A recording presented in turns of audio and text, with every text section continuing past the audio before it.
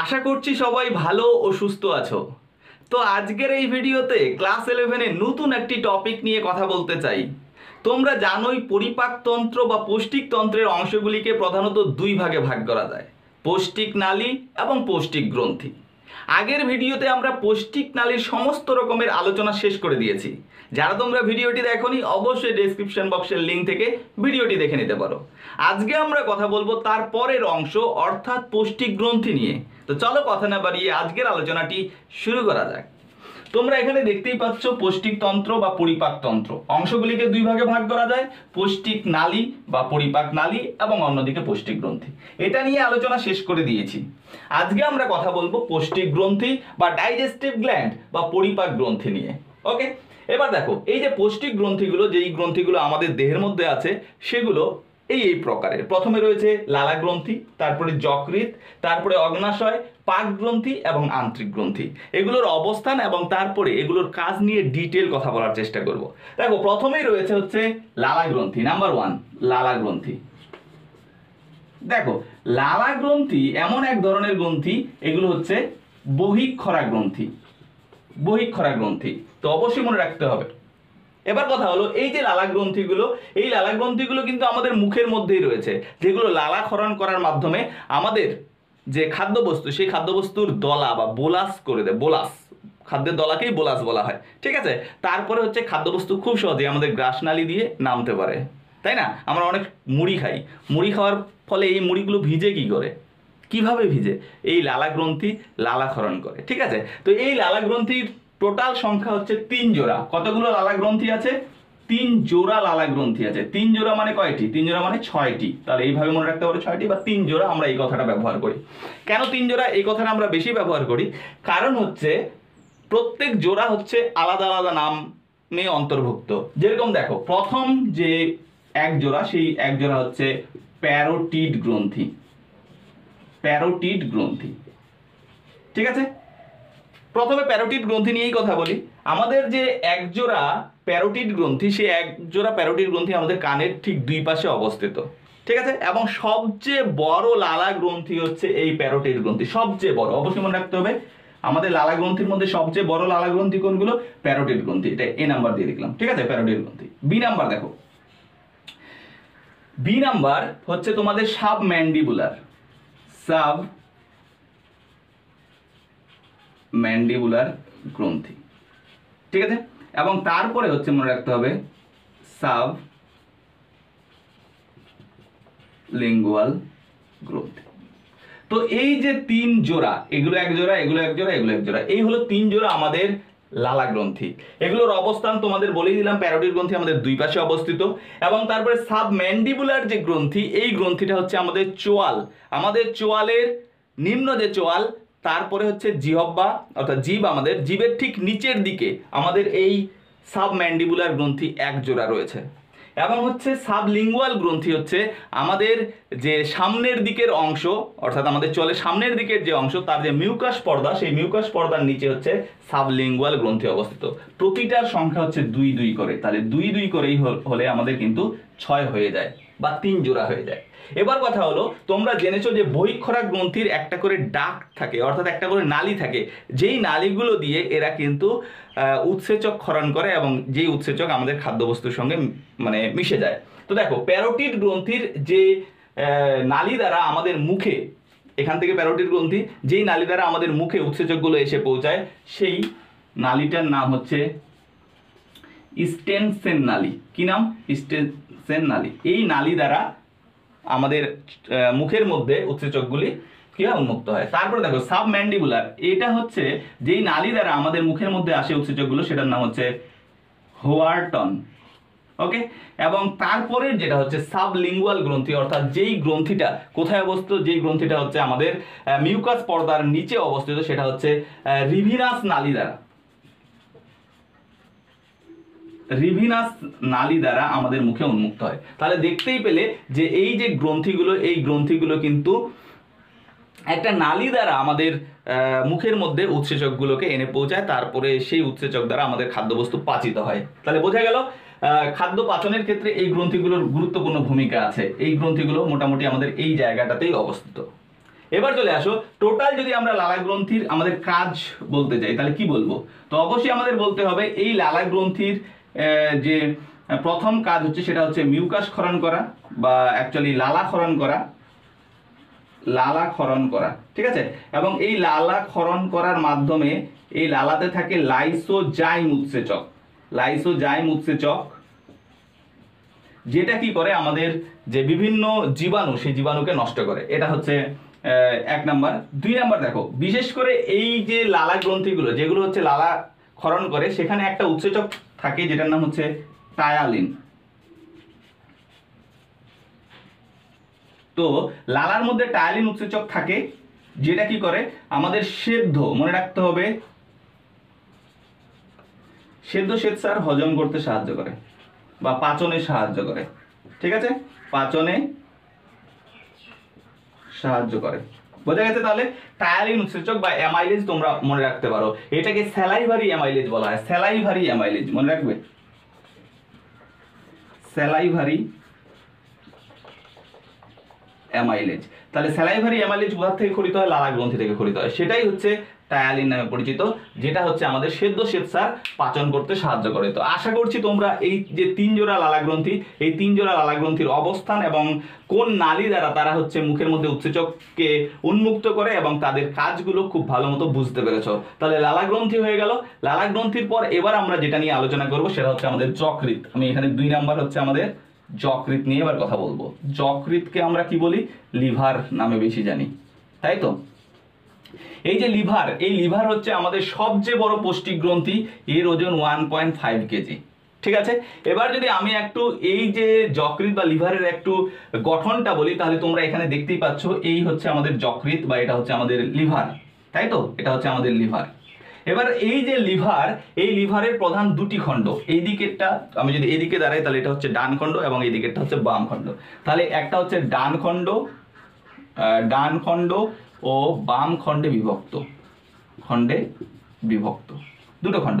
এবার এই যে ডান খণ্ড আছে এর আবার 3টা অংশ আছে, মনে রাখতে হবে। ডান খণ্ডের 3টা অংশ কি কি? একটা হচ্ছে প্রপার খণ্ড, একটা হচ্ছে কোডেট খণ্ড, কোডেট, আর একটা হচ্ছে কোয়াড্রেট। তাহলে মনে রাখতে হবে ডান খণ্ডের 3টা, একটা প্রপার খণ্ড, একটা কোডেট খণ্ড আর একটা হচ্ছে কোয়াড্রেট খণ্ড দ্বারা এই ডান খণ্ডটা হচ্ছে বিভক্ত, এই অংশটা, এবং এটাই হচ্ছে বড় অংশ আর এই দিকের অংশটা অর্থাৎ বাম খণ্ডটা ছোট খণ্ড। এবার চলে আসো, এই যে ডান খণ্ড এবং বাম খণ্ড, এই খণ্ডগুলো থেকে কিন্তু নালী নিঃসরণ হয়। নালী নিঃসরণের মাধ্যমে এই নালীতে যে পিত্ত বা বাইল যেটা তৈরি হয় সেটা এসে কিন্তু এই যে ছোট্ট অংশটা তোমরা দেখতে পাচ্ছ, এই যে অংশটা, এই অংশে এসে জমা থাকে। এই যে অংশটা, এই অংশটার নাম হচ্ছে গল ব্লাডার, যেটাকে আমরা পিত্তথলি বলি। তোমরা জানো যে গল ব্লাডারে আমাদের পাথর হয়, তো এইটা হচ্ছে আমাদের পিত্তথলি বা গল ব্লাডার, যেখানে কিন্তু আমাদের পাথর হয়। এবং এই যে ডান খণ্ড এবং এই যে বাম খণ্ড থেকে নালী থেকে পিত্ত এসে এই জায়গাটায় জমা থাকে।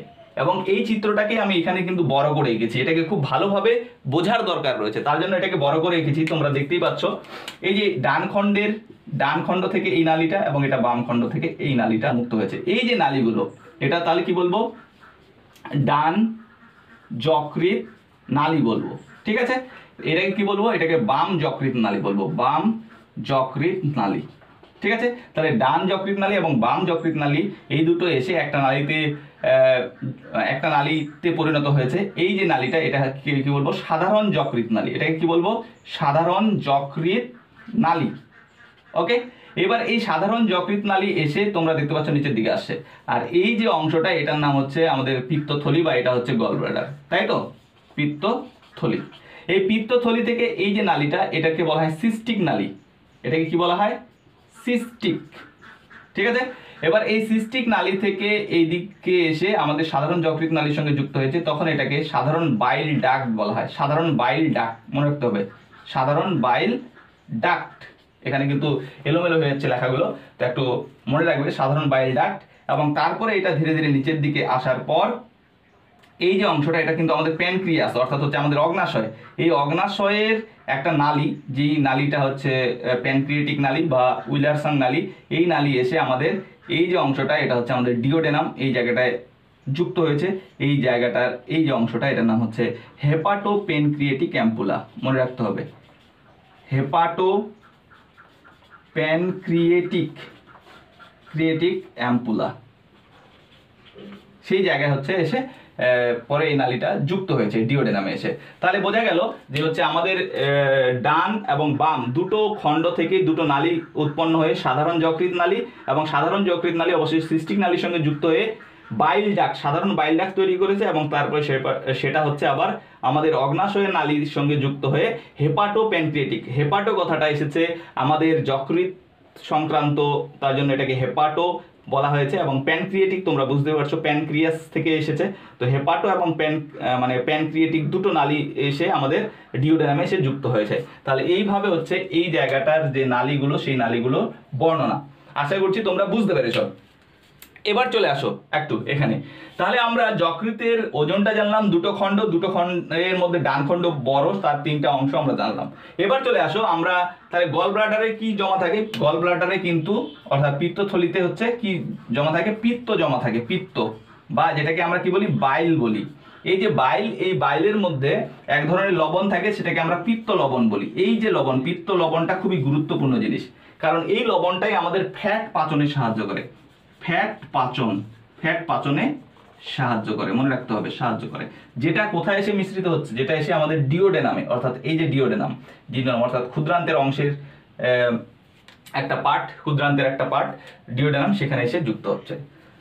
এবার চলে আসো আমরা একটু হচ্ছে এই যে লিভার বা যকৃতের একটু কাজ জানি, কি কাজ করে। তো মনে রাখবে যে লিভার বা যকৃৎ, আমরা যখন মায়ের গর্ভে থাকি তখন এই লিভারের মধ্যেই কিন্তু আমাদের আরবিসি উৎপন্ন হয়।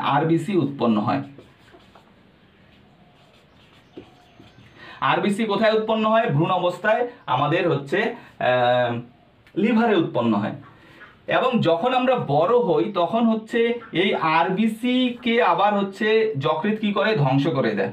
অর্থাৎ যখন এখন বর্তমানে আমাদের লিভার কি করছে, যেই আরবিসি গুলো বয়সপ্রাপ্ত, অর্থাৎ যেই আরবিসি গুলো ভেঙে যায় বা বয়সপ্রাপ্ত, সেগুলোকে হচ্ছে ভেঙে ফেলে, এবং ভেঙে এরা হচ্ছে রঞ্জক পদার্থ তৈরি করে। তো যাই হোক, আরবিসি গুলো তাহলে উৎপন্ন করতো, আবার এগুলো নষ্ট করে। 3 নাম্বার দেখো, 3 নাম্বার হচ্ছে আমাদের যকৃতের গুরুত্বপূর্ণ একটা কাজ হচ্ছে এর মধ্যে কুফার কোষ থাকে। কুফার কোষ, এই কুফার কোষ কি করে, রোগ জীবাণু ধ্বংস করে। রোগ জীবাণু ধ্বংস, ওকে, রোগ জীবাণু ধ্বংস। এরপরে কি কাজ করে, এর মধ্যে আরেক ধরনের সেল থাকে যেগুলোকে মাস্ট সেল বলা হয়। এই মাস্ট কোষগুলো হেপারিন ক্ষরণ করে। হেপারিন ক্ষরণ, এই হেপারিন কি করে, এই হেপারিন হচ্ছে আমাদের রক্ততঞ্চনে বাধা দেয়। অর্থাৎ আমাদের যে রক্ত, সেটা আমাদের রক্তনালীতে জমাট বাঁধে না কেন, কারণ হচ্ছে এই হেপারিন ক্ষরণ। এছাড়াও তোমরা ডাব্লিউবিসির একটা শ্রেণী বিভাগ বা ডাব্লিউবিসির এক ধরনের রক্তকণিকা যেটাও হেপারিন ক্ষরণ করে, যার ফলে আমাদের রক্ত জমাট বাঁধে না। তো আমাদের লিভারও কিন্তু মাস্ট কোষ থেকে হেপারিন ক্ষরণ করে। এবার 5 নাম্বার কাজ দেখো। 5 নাম্বার কাজ হচ্ছে এটা হচ্ছে পিত্ত বা বাইল উৎপন্ন করছে, যেটা হচ্ছে আমাদের ফ্যাট পরিপাকে সাহায্য করছে, সেটা তো আছেই। এরপরে দেখো আমাদের লিভার কিন্তু এই যে আরবিসি, সেই আরবিসি থেকে বিলিরুবিন তৈরি করে। বিলিরুবিন, বিলিরুবিন একটা রঞ্জক, যে রঞ্জকটা অর্থাৎ আরবিসি গুলো ভেঙে বিলিরুবিন তৈরি করে। এই বিলিরুবিন কিন্তু আমাদের যে মূত্রের বর্ণ বা আমাদের মলের বর্ণ, সেটা কিন্তু বিলিরুবিনের উপর অনেকটাই ডিপেন্ড করে, এবং এই বিলিরুবিন পরবর্তীতে ভেঙে গিয়ে হলুদ সবুজাভ আরেকটা রঞ্জক তৈরি করে, যেটার নাম হচ্ছে বিলিভার্ডিন তৈরি করে। তাহলে আরবিসি ভেঙে বিলিরুবিন এবং বিলিভার্ডিন তৈরি করার কাজ হচ্ছে আমাদের লিভারের। এরপরে 6 নাম্বার দেখো। 6 নাম্বার হচ্ছে আমাদের লিভার একটা চক্র সম্পন্ন করে, যেটার নাম হচ্ছে অর্নিথিন চক্র। অর্নিথিন চক্র, এই অর্নিথিন চক্র কি, অর্নিথিন চক্রের মাধ্যমে আমাদের অ্যামোনিয়া, আমাদের এই যে অ্যামোনিয়া আমাদের শরীরের দূষিত পদার্থ, এই অ্যামোনিয়া কিন্তু খুবই আমাদের শরীরে ক্ষতিকারক। এই অ্যামোনিয়া থেকে ইউরিয়া তৈরি করে। তোমরা জানো মূত্রের মধ্যে ইউরিয়া থাকে, তো এটা বেশি ক্ষতিকারক। এই বেশি ক্ষতিকারক থেকে কম ক্ষতিকারক একটা পদার্থ তৈরি করে, যেটা হচ্ছে ইউরিয়া। তো এটা হচ্ছে চক্রাকারে তৈরি করে। এই যে ঘটনাটা, এটার নাম হচ্ছে অর্নিথিন চক্র, যেটা আমাদের লিভারে সম্পন্ন হয়। এছাড়াও অনেক কাজ রয়েছে লিভারের। যাই হোক, এতগুলো কাজ এখানে বলা সম্ভবই না। তো আমাদের যকৃতের মধ্যে কিছু ভিটামিন আছে যেগুলো হচ্ছে সংশ্লেষ হয়ে সেখানে হচ্ছে সঞ্চিত থাকে। যাই হোক, তো এই হলো মোটামুটি আমাদের লিভার সম্পর্কে আলোচনা। এবার চলো আমরা একটু আলোচনা করি আমাদের অগ্নাশয় নিয়ে। তোমরা বলছিলে মুছে দেওয়ার জন্য, কারণ তোমাদের হিজিবিজি লাগছে, একজন কমেন্ট করে হিজিবিজি লাগছে। তো যাই হোক, যেন হিজিবিজি না লাগে তার জন্য মুছে দিচ্ছি। আশা করছি তোমরা সবগুলো স্ক্রিনশট নিয়েছো এবং তার পাশাপাশি লিখেও নিয়েছো, কারণ লিখে না নিলে কিন্তু ভাই মনে থাকবে না। তো অবশ্যই লিখে নিতে একদমই ভুলবে না। ওকে, তাহলে আমরা মোটামুটি দুটো জানলাম। এবার আরও রয়েছে আমাদের কিন্তু অগ্নাশয়, পাকগ্রন্থি, এগুলো কিন্তু শর্ট প্রশ্ন এখান থেকে খুবই এসে থাকে। এবার আমি কথা বলবো অগ্নাশয় নিয়ে, অর্থাৎ আমাদের 3 নাম্বার অগ্নাশয়। দেখো আমাদের যে অগ্নাশয় সেটা হচ্ছে এই যে অগ্নাশয়। অগ্নাশয় তোমরা জানোই অগ্নাশয় দেখতে হচ্ছে পাতার মতো বা চাকুর মতো। এই যে অগ্নাশয়, এর মধ্যে বেশ কয়েক ধরনের সেল থাকে। আমি তোমাদের আগেও জানিয়েছি যে এই যে অগ্নাশয়, এটা হচ্ছে একটা মিশ্র গ্রন্থি। আমাদের যে গ্রন্থিগুলো একটু আগে বলছিলাম সেটা হচ্ছে অন্তঃক্ষরা হতে পারে, বহিঃক্ষরা হতে পারে, মিশ্র গ্রন্থি হতে পারে। তো এটা হচ্ছে মিশ্র গ্রন্থি অগ্নাশয়। আমাদের একটা প্রপার মিশ্র গ্রন্থি হচ্ছে এই অগ্নাশয়, এবং এর মধ্যে অন্তঃক্ষরা এবং বহিঃক্ষরা পার্ট রয়েছে। অন্তঃক্ষরা পার্ট থেকে আমাদের হরমোন নিঃসৃত হয়, আর বহিঃক্ষরা পার্ট থেকে আমাদের বহিঃক্ষরা পার্ট থেকে হচ্ছে কি উৎসেচক নিঃসৃত হয়। ঠিক আছে, তো অগ্নাশয়ের মধ্যে কিছু কোষ রয়েছে যেগুলো এর জন্য দায়ী, এবং এই যে জায়গাটা সেটার নাম হচ্ছে আইলেটস অফ ল্যাঙ্গারহ্যান্স। তোমরা জানোই, আর আমি লিখছি না। আইলেটস অফ ল্যাঙ্গারহ্যান্সের কিছু কোষ রয়েছে যেগুলোকে আলফা কোষ বলা হয়। ঠিক আছে, এবং কিছু কোষ রয়েছে আইলেটস অফ ল্যাঙ্গারহ্যান্সের বিটা কোষ। ওকে, এবং আর কি রয়েছে আইলেটস অফ ল্যাঙ্গারহ্যান্সের ডেল্টা কোষ। ঠিক আছে, ডেল্টা কোষ। এবং আর এক ধরনের কোষ রয়েছে যেটাকে হচ্ছে পিপি কোষ বলা হয়।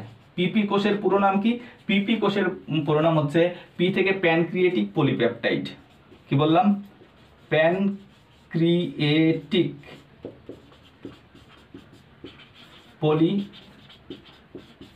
পলিপেপটাইড। তো এটা হচ্ছে এক ধরনের কোষ যেটা হচ্ছে কিন্তু আমাদের অগ্নাশয়ের মধ্যে অবস্থিত। তাহলে দেখো অগ্নাশয়ের মধ্যে এই কোষগুলো বিদ্যমান। কি কি? এক নম্বর হচ্ছে আমাদের আলফা কোষ, বিটা কোষ, ডেল্টা কোষ, প্যানক্রিয়েটিক পলিপেপটাইড কোষ। সবচেয়ে বেশি যদি বলি কোন কোষগুলো রয়েছে তাহলে হচ্ছে বিটা কোষ। 65% রয়েছে এই বিটা কোষ, আর এগুলো তো 15%। তাহলে বুঝতে পারছো এখানেই কিন্তু আমাদের চলে গেল 80%। বাকি এগুলো খুব কম পরিমাণে থাকে। এবার কথা হলো এই যে আলফা কোষ, এটার কাজ কি? এটা একটা হরমোন ক্ষরণ করে যেটার নাম হচ্ছে গ্লুকাগন। এবং এই গ্লুকাগনের কাজ কি? এই গ্লুকাগনের কাজ হচ্ছে আমাদের শরীরে গ্লুকোজকে বাড়ানো। গ্লুকোজকে কি করা? গ্লুকোজ সংশ্লেষ করা, অর্থাৎ গ্লুকোজ বাড়ানো আর বাড়ানো। তার বিপরীত কাজ করে কিন্তু এই যে কোষটা, বিটা কোষ থেকে নিঃসৃত যে ইনসুলিন। ইনসুলিন এটাও একটা hormone, glucagon hormone, insulin hormone. এটা কি করে? গ্লুকোজকে কমাতে সাহায্য করে। গ্লুকোজ অর্থাৎ C6H12O6 এটাকে কি করতে সাহায্য করে? এটাকে কমাতে সাহায্য করে। ক্লিয়ার ব্যাপারটা? ইনসুলিন কি কাজ করে?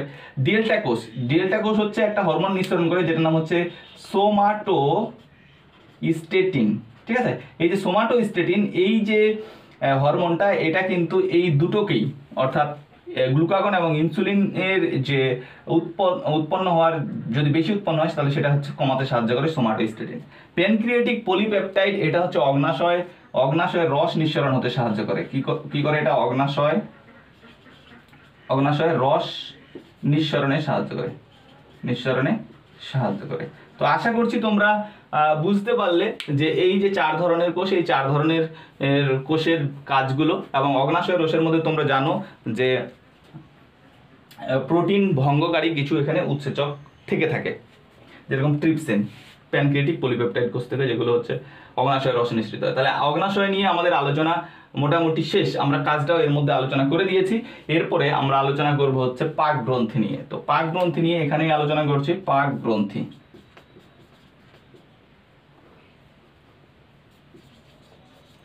দেখো পাক গ্রন্থি বলা হয় আমাদের এই যে হচ্ছে পাকস্থলী।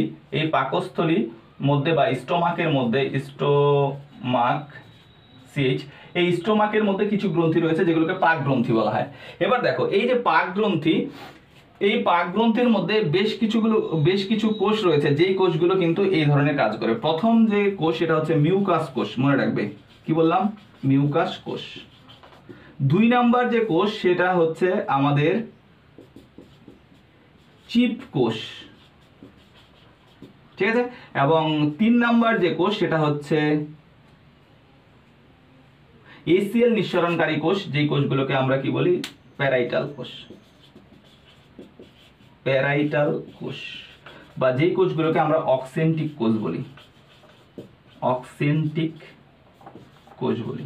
তাহলে এই হলো পাকগ্রন্থির মধ্যে যে বিভিন্ন ধরনের কোষগুলো থাকে। মিউকাস কোষের কাজ কি? এটা হচ্ছে মিউকাস ক্ষরণ করে। মিউকাস কোষের কাজ হচ্ছে মিউকাস ক্ষরণ করা। চিপ কোষের কাজ কি? চিপ কোষের কাজ হচ্ছে ওই যে, আচ্ছা, চিপ কোষগুলোকে পেপটিক কোষও বলা হয়, কারণ এগুলো হচ্ছে উৎসেচক ক্ষরণ করে, যেরকম হচ্ছে পেপসিন বা পেপসিনোজেন অ্যাকচুয়ালি, কারণ প্রথমে পেপসিনোজেন থাকে, তারপরে সেটা পেপসিনে পরিণত হয়। তো এই যে হচ্ছে পেপসিন, সেটা হচ্ছে চিপ কোষ বা পেপটিক কোষের এগুলো কাজ। এবং প্যারাইটাল কোষ বা অক্সেন্টিক কোষের কাজ হচ্ছে এইচসিএল ক্ষরণ করা, এইচসিএল ক্ষরণ করা। তাহলে বোঝা গেল পাকগ্রন্থি থেকে 3 ধরনের যে কোষগুলো থাকে সেগুলোর কাজ। একটু ফাঁকা করে লিখলাম, আগেরটা হিজিবিজি হয়ে গেছিল, তো তোমরা যে কমেন্ট করেছিলে হিজিবিজি, তার জন্য এরকম ভাবে ফাঁকা করে লিখলাম। দেখো এরপরে 5 নাম্বার হচ্ছে আমাদের আন্তরিক গ্রন্থি। মনে রাখতে হবে আন্তরিক গ্রন্থি, ঠিক আছে। আন্তরিক গ্রন্থি হচ্ছে আমাদের ক্ষুদ্রান্তের মধ্যে যে গ্রন্থিগুলো থাকে সেগুলোকে আমরা আন্তরিক গ্রন্থি বলি। দেখো আন্তরিক গ্রন্থিকে 2 ভাগে ভাগ করা হয়। আমি এখানেই এই আন্তরিক গ্রন্থি পয়েন্ট করলাম ঠিক, কিন্তু এখানে আলোচনা করছি। দেখো আন্তরিক গ্রন্থির মধ্যে এক ধরনের গ্রন্থি হচ্ছে যেগুলো ক্রিপ্টস অফ লিবারকুন বলা হয়, আর এক ধরনের ব্রুনারের গ্রন্থি, মনে রাখতে হবে। তো ক্রিপ্টস অফ লিবারকুন এই যে গ্রন্থিগুলো, এই গ্রন্থিগুলো অ্যাকচুয়ালি মানে নলাকার কোষ দ্বারা গঠিত। যেরকম ভাবে এর মধ্যে হচ্ছে রয়েছে গবলেট কোষ, গবলেট কোষ, ঠিক আছে। এই গবলেট কোষ কিন্তু আমাদের ক্ষুদ্রান্তের মধ্যে অবস্থিত, এবং বিশেষ করে এগুলো হচ্ছে আমাদের ক্ষুদ্রান্তের যে ভিলাই রয়েছে, ভিলাই পার্টগুলোতে হচ্ছে এই গবলেট কোষ অবস্থিত। এবং এই গবলেট কোষ হচ্ছে মিউকাস ক্ষরণ করে। কি করে? মিউকাস ক্ষরণ করে, ওকে। এবং আর এক ধরনের এখানে কোষ রয়েছে আর্জেন্টাফিন কোষ। কি নাম বললাম? আর্জেন্টাফিন কোষ। এই আর্জেন্টাফিন কোষ হচ্ছে একটা হরমোন ক্ষরণ করে, যেটার নাম হচ্ছে সেরোটোনিন। এই যে হরমোনটা, সেটা হচ্ছে আর্জেন্টাফিন কোষ ক্ষরণ করে, যেগুলো হচ্ছে ক্রিপ্টস অফ লিবারকুনের কোষ, ঠিক আছে। তাহলে গবলেট কোষ এবং হচ্ছে আর্জেন্টাফিন কোষ মিউকাস ক্ষরণ করছে, সেরোটোনিন হরমোন ক্ষরণ করছে। আরেক ধরনের হচ্ছে এখানে কোষ রয়েছে যেগুলো হচ্ছে ব্রুনারের গ্রন্থি। এই যে ব্রুনারের গ্রন্থি, এটাও হচ্ছে মিউকাস ক্ষরণ করে। এবং এই ব্রুনারের গ্রন্থি কিন্তু আমাদের ডিওডেনাম পার্টে, অর্থাৎ এই যে পার্টটাতে অবস্থিত। অর্থাৎ আমি এখানে যে একটু আগে করেছিলাম, অর্থাৎ পাকস্থলীর শেষের দিকের এই অংশটা, সি সেপ যে অর্গান বলা হয় ডিওডেনাম, সেই অংশে হচ্ছে ব্রুনারের গ্রন্থি রয়েছে। বোঝা গেল? তাহলে আশা করছি যে বিভিন্ন কোষগুলো, সেই কোষগুলোর ফাংশন বোঝা গেল এবং তাদের অবস্থানটাও বোঝা গেল। যেরকম গবলেট কোষ এবং আর্জেন্টাফিন এগুলো হচ্ছে আমাদের ভিলাই পার্টে, অর্থাৎ হচ্ছে নিচের দিকে ডিওডেনামের পরের অংশে অবস্থিত, এবং ব্রুনারের গ্রন্থি মূলত আমাদের ডিওডেনামে অবস্থিত। তো আশা করছি এই ভিডিওর মাধ্যমে তোমাদের সমস্ত যে হচ্ছে পৌষ্টিক গ্রন্থিগুলো রয়েছে সেগুলো নিয়ে আলোচনা কমপ্লিট হয়েছে। যারা বুঝতে পেরেছো অবশ্যই কমেন্ট করে জানাও, এবং যারা কোনো অংশ যদি বুঝতে না পারো সেটাও অবশ্যই জানাবে। দেখা হচ্ছে খুব শীঘ্রই পরের ভিডিওতে। ততক্ষণ সবাই ভালো থেকো, সুস্থ থেকো।